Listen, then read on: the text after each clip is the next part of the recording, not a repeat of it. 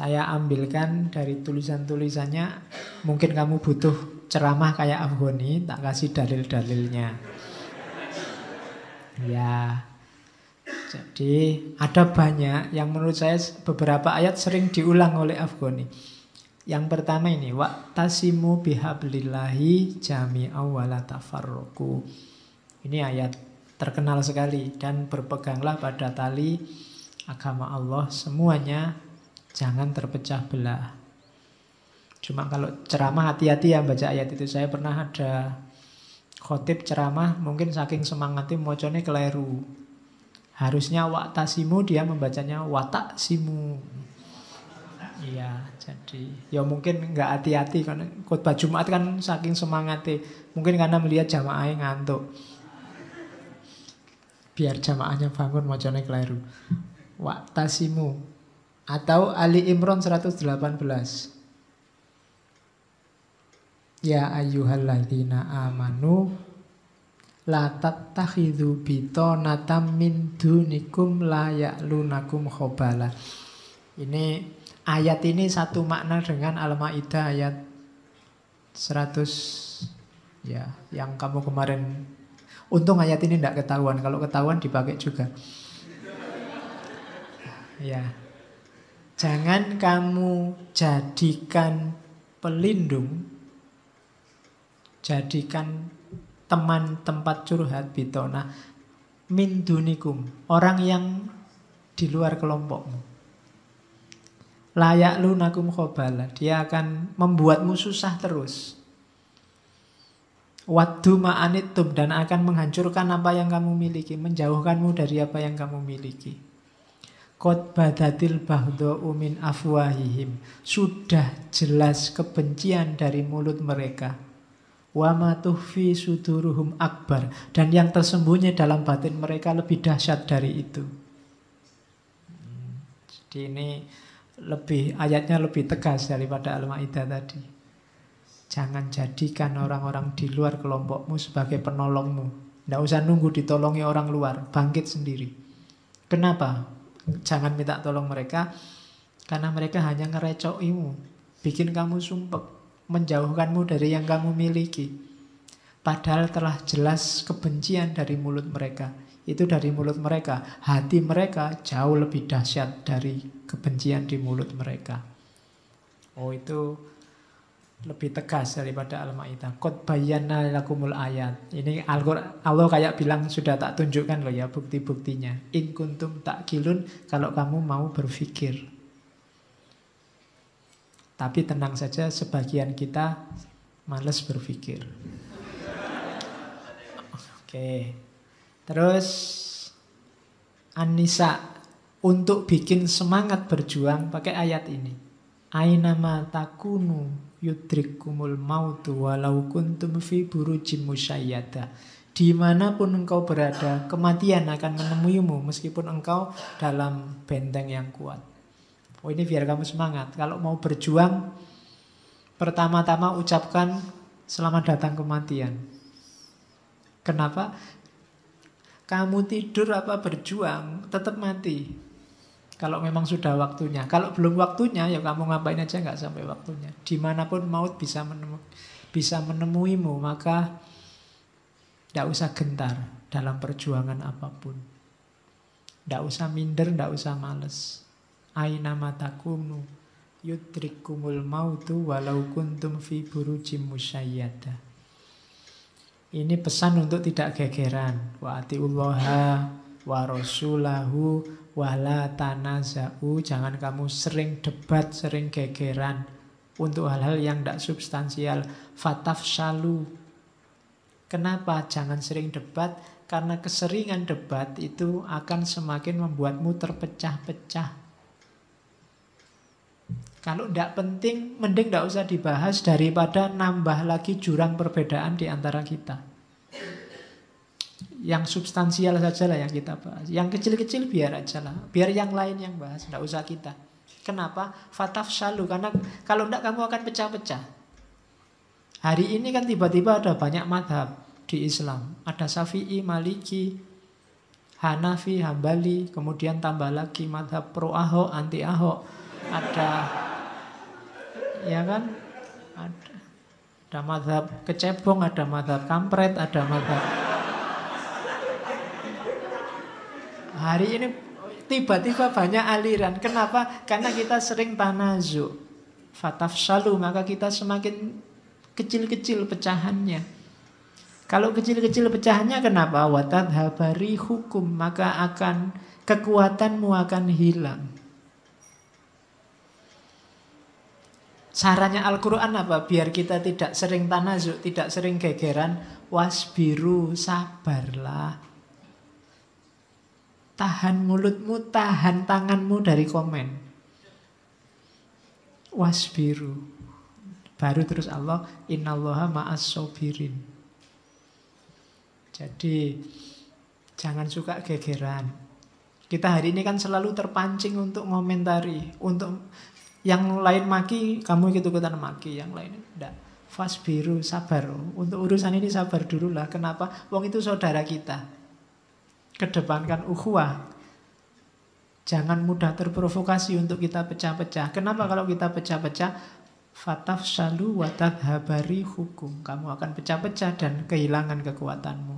Itu sudah diwanti-wanti oleh Al-Quran sejak lama. Cuma mungkin kita jarang ngaji. Terus ar-ra'at innallaha la yughayyiru ma biqaumin. Tadi sudah saya jelaskan. Ada frase kedua yang menurut saya perlu dilanjutkan. Wa idza aradallahu biqaumin su'an fala maraddalah. Kalau Allah sudah menghendaki kejelekan pada satu kaum, tidak ada yang bisa menentang, membatalkan. Maka upaya kita, usaha kita, itu targetnya adalah satu, nyari ridhonya Allah, sehingga Allah tidak ingin yang jelek-jelek untuk kita. Itu maunya ayat. Jadi melakukan apapun untuk merubah nasib kita, targetnya tidak usah yang lain, targetnya adalah mencari ridhonya Allah. Biar Allah yang menentukan sendiri dan tidak menentukan yang jelek-jelek. Karena kalau Allah menakdirkan yang jelek, tidak akan ada yang bisa menolak. Itu ayatnya, masih banyak ayatnya. Ahasiban nasu ayyutraku ayyaqulu amanna wa hum la yuftanun. Apa engkau anggap manusia itu dibiarkan saja setelah berkata kami beriman, wahum la yuftanun, tanpa diberi ujian, diberi cobaan. Ini bahan ceramah lagi buat kalian bahwa apapun kesulitan kita dalam perjuangan itu adalah cobaan dari Allah. Allah ingin lihat kamu dikasih kesulitan semacam ini, solusimu apa? Itu bagian dari ujian keimanan kita. Terus sunnatullahi fil ladzina khalau min qabl wa lam tajida li sunnatillahi tabdila. Ini yang juga banyak dipakai oleh Afghani, bahwa dalam hidup ini ada sunnatullah fil ladzina khalau min qabl, yang juga ada dalam di kalangan kaum umat terdahulu. Walan tajida li sunnatillahi tabdila, dan tidak akan engkau temui dalam sunnatullah itu perbedaan. Rumusnya tetap sama. Sejak zaman umat-umat terdahulu juga begitu. Yang sungguh-sungguh akan sukses, yang sakarepe dhewe akan hancur. Itu contohnya sunnatullah. Dan ini rumusnya sama. Kehancuran tiap umat juga sama, sesuai sunnatullahnya masing-masing. Ada lagi wadzakir fa inna dzikra tanfa'ul mu'minin. Dan berilah peringatan, karena peringatan itu bermanfaat bagi orang yang beriman. Kalau ada peringatan banyak dan tidak ada manfaatnya buat kita, mafhum mukhalafahnya berarti iman kita kurang. Karena harusnya peringatan itu bermanfaat. Oke. Terus Robbana alaika tawakkalna wa ilaika anabna wa ilaikal masir. Doa yang sering kamu baca. Di fase-fase terakhir kita berdoa. Padamu kami bertawakal, padamu kami bertobat, dan padamu nanti kami semua akan kembali. Segala jerih payahmu semuanya nanti kembali ke Allah. Kok hasilnya jelek, kita malah susah, malah sumpek, malah jadi beban dalam hidup kita. Wa ma dzalamuna walakin kanu anfusahum yadzlimun. Kalau ada orang zalim, orang merusak, itu dia tidak ngefek apapun pada Allah. Kalau kamu jahat itu Allah tidak terpengaruh sama sekali. Kalau kamu zalim, wa ma dzalamuna, engkau tidak menzalimi kami sedikit pun, tetapi engkau akan menzalimi dirimu sendiri. Rusaknya akan kamu rasakan sendiri. Kaconya akan kamu rasakan sendiri.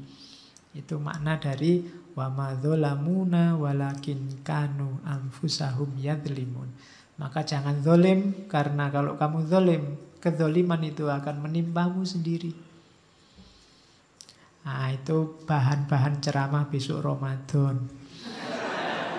Ya, lumayan toh ada ayatnya.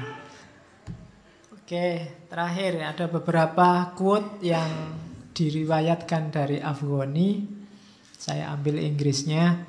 The nation which fight for obtaining of right 1 hour is better than living in abjection up to doomsday. Negara yang berjuang untuk mendapatkan kebenaran 1 jam saja, itu lebih baik dari negara yang hidup dalam kehinaan selamanya sampai kiamat, up to doomsday. Jadi mending kita berusaha untuk benar 1 jam saja terus kita kalah hancur. Mending begitu daripada kita bertahan eksis tapi dalam kehinaan sampai kiamat. The nation which fight for obtaining of right 1 hour is better than living in abjection up to doomsday. Leader is a person who leads people by his action and practice, not by order and views. Pemimpin itu orang yang memimpin masyarakat melalui tindakan dan praktek nyata, bukan melalui bukan melalui perintah dan pendapat-pendapat. Kalau pemimpin bisanya hanya usul, ya enggak usah jadi pemimpin, kuliah saja di Usuluddin. Lah isone cuma usul. Pemimpin harus bisa melakukan aksi dan tindakan nyata. Jangan hanya bisa ceramah, debat, diskusi. Itulah leader yang sejati. If a person fear kings without committing any sin, he is not more than a humiliated slave. Kalau ada orang yang takut pada para pemimpin, takut pada raja-raja, takut pada siapapun yang kamu anggap berkuasa, without committing any sin, padahal dia tidak salah apa-apa, he is not more than a humiliated slave. Dia tidak lebih dari budak yang hina. Ini sindiran padamu ya. Kalau kamu tidak salah, tidak punya kekeliruan apapun, ya jangan takut pada siapapun. Biasanya pada kings, pada pemimpin. Kalau kamu tidak salah. Karena kalau kamu tidak salah kok takut, berarti mentalmu mental budak. Nah, ini provokasinya Jamaluddin Afghani. Kita lanjutkan minggu depan. Muridnya Muhammad abduhu wa rasuluh. Bukan ya, keliru. Bukan Muhammad Abduh. Kita lihat ada apa di Muhammad Abduh. Muhammad Abduh dipandang lebih kontroversial, lebih monumental gagasan-gagasannya tentang pembaharuan Islam. Namanya Mujaddid. Nanti ada hadis sebenarnya yang diriwayatkan oleh Abu Dawud an Abi Hurairah bahwa Mujaddid itu akan datang ala roksi kulli mi'ati sana. Katanya Nabi, setiap penghujung 100 tahun akan datang Mujaddid. Karena memang di akhir setiap 100 tahun itu dimungkinkan Islam sudah mulai tidak kelihatan lagi, ketutup oleh gagasan-gagasan, pandangan-pandangan, persepsi-persepsi orang. Maka akan datang Mujaddid yang memperbaharui kembali agama. Kalau Nabi sudah khotamul anbiya, Nabi Muhammad, tapi mujaddid ini akan ada terus. Orang-orang yang secara serius ingin menjernihkan kembali ajaran Islam. Itu ada hadisnya. Mujaddid pertama sudah kita ungkap, yaitu beliau Sayyid Jamaluddin Afghani. Oke, saya kira itu ngaji malam ini. Kurang lebihnya mohon maaf. Wallahul muwafiq, wallahu a'lam bissawab. Wassalamualaikum warahmatullahi wabarakatuh.